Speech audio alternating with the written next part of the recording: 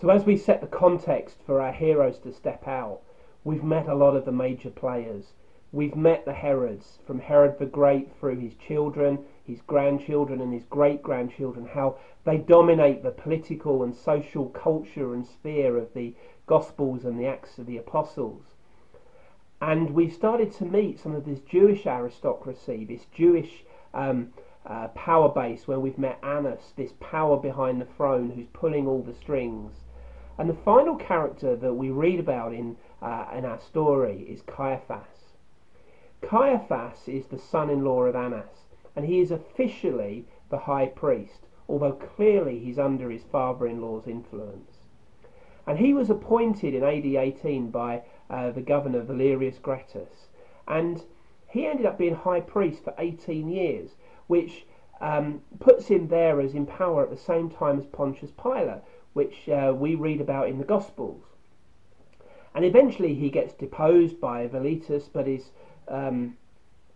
replaced by another one of Caiaphas's sons called Jonathan. This dynasty is carrying on. So we see the Herod dynasty, this political, power-hungry dynasty, with the Roman Empire coming alongside it. But we've also got exactly the same thing going on with this Jewish dynasty, where they're also power-hungry. And interestingly enough, if you're interested in these things, they found Caiaphas's coffin in 1990, his bone box, and it's on display in a museum in Israel if you're interested in those things. So we know that what we're talking about is actually rooted in real history. Having been told that Caiaphas is the high priest when our hero steps onto the scene, we next meet Caiaphas after Jesus has raised Lazarus from the dead in John chapter 11. And Jesus raising Lazarus from the dead is starting to show the power of God at work. And such is the influence of Jesus, and such is the power of what Jesus is doing. This Jewish ruling power begin to fear that their power base is losing control. And if Jesus carries on having the influence he has, the Romans will strip them of their power and take away the temple. And they begin to meet, to scheme to kill Jesus because he's threatening their authority, he's threatening their power. And Caiaphas famously states, it's better for one man to die than for the whole nation to be destroyed. Such is their fear of what Jesus' influence is going to have. And, this fear of Jesus threatening their power base, fearing that Romans are going to take it away, leads to this sense of them beginning to scheme against Jesus.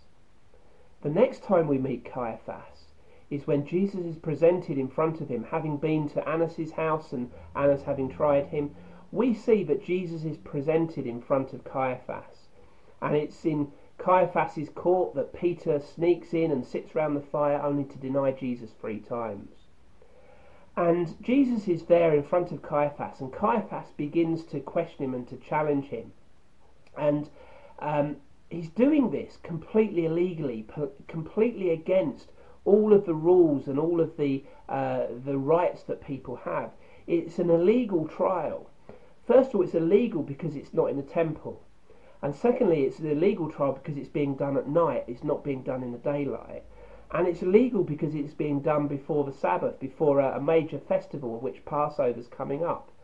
And it's unlikely that the other 71 members of the Sanhedrin, the ruling council, were there as well. So he's probably just gathered those people who share his way of thinking around him. So you have this illegal show trial, this illegal gathering where they're trying Jesus. And they challenge Jesus. Caiaphas challenges Jesus, which in itself is again illegal.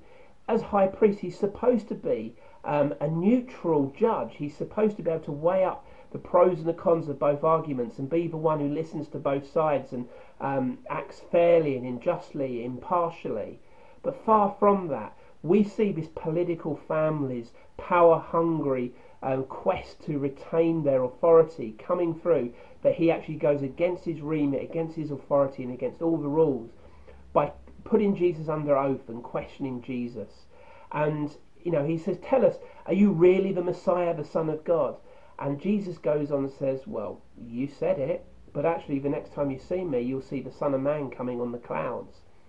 That's a reference to Daniel, back to some of Daniel's prophecies, but would not be lost on these Jewish high priests and the Sanhedrin, and so much so that they consider that what Jesus said is blasphemous, and they get so angry that they send him then back to Pontius Pilate and present him to Pontius Pilate and want this man being put to death.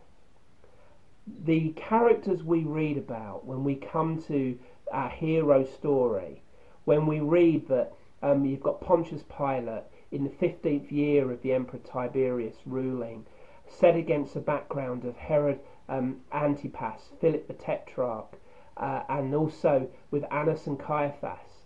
This story is set against genuine history in a genuine time, and the more we understand the context, the more we understand the political intrigue, the motives behind the characters, the power-hungry nature that there is, the sense of wanting to preserve their own position at all costs, this lack of morals, this lack of integrity, all of this situation is crying out for a hero.